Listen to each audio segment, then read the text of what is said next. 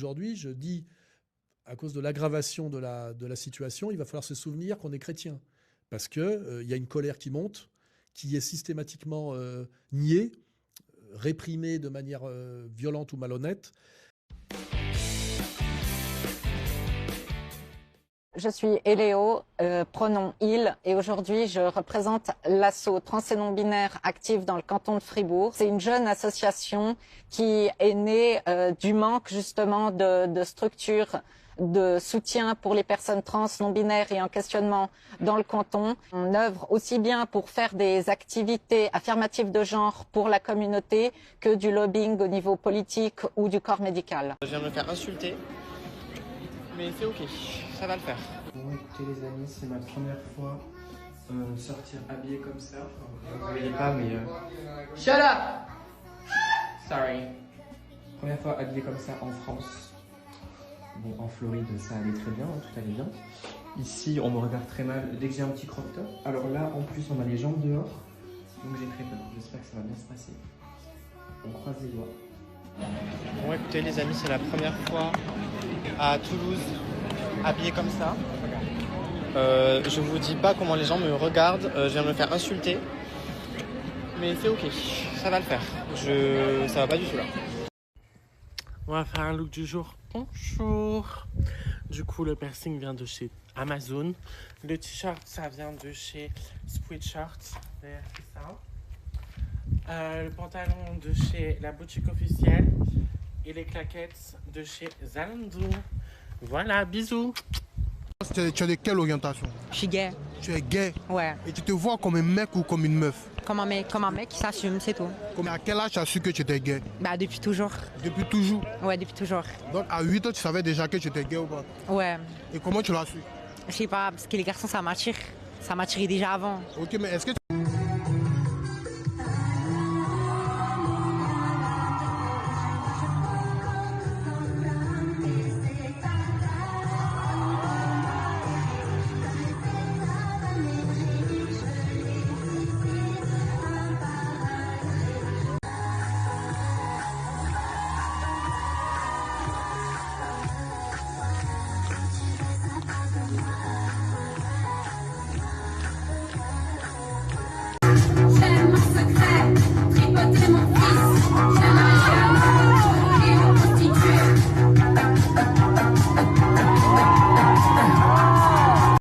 que l'âme de chacun prenne le contrôle. Que le vrai gauche arrive au pouvoir. Je souhaite être heureuse et amoureuse de tout le temps. J'aimerais avoir plus de pâtes à la franchise.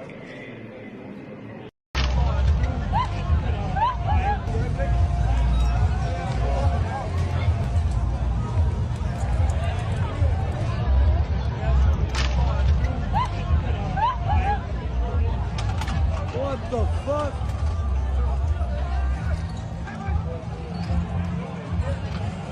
C'est Fernandani.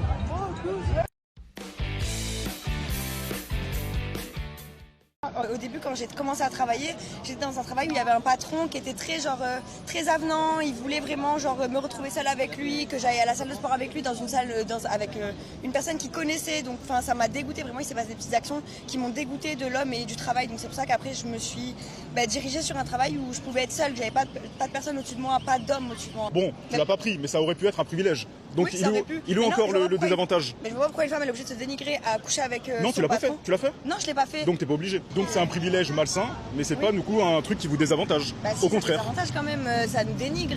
Ça te dénigre. Si t'as les valeurs, ça te dénigre. Mais au final, il y a des filles qui ont moins de valeurs et qui auraient pu le faire. Donc toi, t'aurais préféré que la fille elle le fasse? Ah non, rien à voir, rien à voir. Mais du coup, on parlait d'inégalité homme-femme, comme quoi les femmes apparemment sont désavantagées. Bon, ça c'est juste une proposition, on va dire, que tu prends ou que tu prends pas en termes de valeurs, tu la prends ou tu la prends pas. Mais je vois pas en quoi ça te désavantage que tu viens de me dire. Bonjour. Fais un petit micro-trottoir. Je rentre à Paris, je suis dans le sud aussi, je suis à Marseille. Ouais. Du coup, je rentre à Paris et à Marseille. Je suis aussi de Lyon. Du coup, je rentre à Paris, Marseille et à Lyon. Et puis, je vais voir si je prends aussi quelque part d'autre. Les Vincent Lapierre, les Jean-Claude Florentin, tu les verrais, il y a le con et tu fais des micro-trottoirs. Ouais. Franchement, dans deux contextes, on leur nique rien. Oui, mais toi, tout seul, tu fais rien parce que regarde ton physique. Tu sais très bien que tout seul, tu peux rien faire. Du coup, t'es obligé d'appeler d'autres gens pour vous battre à plusieurs. On est d'accord ou pas? Description, maintenant je vous laisse avec la vidéo. L'Afrique aux Africains. Qu'est-ce que ça t'évoque? Bah, ça m'évoque une volonté de s'affranchir de la colonisation. D'accord. J'imagine du coup de retrouver l'héritage volé et de récupérer un peu ce que les Européens sont venus prendre, quoi. En tout cas, c'est important de réparer le mal que la colonisation a fait au continent africain. Ok. Donc ça, c'est un combat noble dans ce sens-là. Après, qui récupère les richesses, c'est quand même une question qui est intéressante, parce que aujourd'hui, est-ce que les richesses retournent quand même au peuple ou pas? Je ne suis pas certain. Ok. À l'inverse, qu'est-ce que tu penses de l'adage de la France aux Français? La France aux Français. Bah, là, je trouve, c'est sûr que là, je mets le doigt sur une dissonance collective parce que je vais me contredire ce que je viens de dire, mais là, je trouve que c'est différent parce que du coup, l'Afrique aux Africains, je trouve que ça provient d'une nécessité parce qu'il y a eu une violation. Du coup, il y a besoin de récupérer quelque chose. D'accord. Là où la France aux Français, je serais moins aligné avec ça parce que du coup, on nous a rien volé, donc on n'a rien à récupérer. Okay. Et ça insinue que du coup, on essaierait de nous voler une identité, notamment via l'immigration, alors que c'est qui est organisé par le Rassemblement national et l'UDR. Quelle est votre revendication? Vous êtes situé juste en face donc, du plan d'eau, face à cette salle qui tient le banquet aujourd'hui. Oui. Moi, je suis là en tant que citoyenne qui est fière de son pays. On est un pays d'accueil et je suis fière d'être là et je ne veux plus du Front National en France. On n'en veut pas du Front National en France. Ils n'ont pas encore compris, je pense. Donc moi, je suis là en tant que citoyenne, c'est tout. Mais spécifiquement sur le banquet, vous acceptez qu'il se tienne, que les gens puissent festoyer, déjeuner ensemble un samedi après-midi? Que les gens mangent ensemble un samedi après-midi, évidemment, puisque moi aussi je peux le faire, mais c'est quand même le Front National. Donc ils n'ont pas le droit de manger ensemble? Bien sûr qu'ils peuvent manger ensemble, mais ils sont chez nous en Bretagne. Donc ils n'ont pas le droit de manger ensemble chez vous en Bretagne. Au revoir. Merci madame, bonne journée. Par exemple, moi je suis héritier de l'immigration, mais je suis pas racisé. Tout à fait, exactement. Je subis pas le racisme. Exactement. Et pourtant je suis héritier de l'immigration. Oui. Et pour le coup, racisé, contrairement à ce qui est dit à la télé, etc., ce qui a pu en être dit, c'est pas un terme importé des États-Unis ou je ne sais quoi, c'est un... Je pense vraiment que le réel, vous parliez de réel tout à l'heure par rapport au populisme, est en train de toucher les gens qui s'étaient mis à l'abri du réel. Je vais prendre un exemple qui me tient à cœur. Laurent Ruquier, qui est quelqu'un de... Il est plutôt immigrationniste, hein. Il s'est quand même confronté à M. Laurent Berton sur ces questions-là. Il a dit que lui, il était en faveur, qu'il trouvait que c'était une bonne chose. Son manoir... Il n'a pas été de moi que c'est de Oberton en même temps. Exactement. Son manoir, il ne l'a pas mis dans le 9-3. Il l'a mis à Biarritz. Pourquoi est-ce qu'il n'a pas mis son manoir dans le 9-3? Moi, par exemple, si je pouvais voter, je voterais royaliste. C'est un peu antinomique, mais... Du coup, qu'est-ce que je vais faire en vacances? Je vais dans des endroits où il y a des châteaux. Vous voyez? Lui, il vote pour l'immigration. En vacances, il ne va pas dans des endroits où il y a de l'immigration. En vacances, il va à Biarritz, où il y a de l'homogénéité anthropologique et ethnique, où il y a de l'argent et où on a bien mis les pauvres à l'extérieur de la ville pour ne pas être dérangés. Donc, si vous voulez, il y a un moment où cette diversité tant promue par ces gens-là est en train de venir taper à la porte.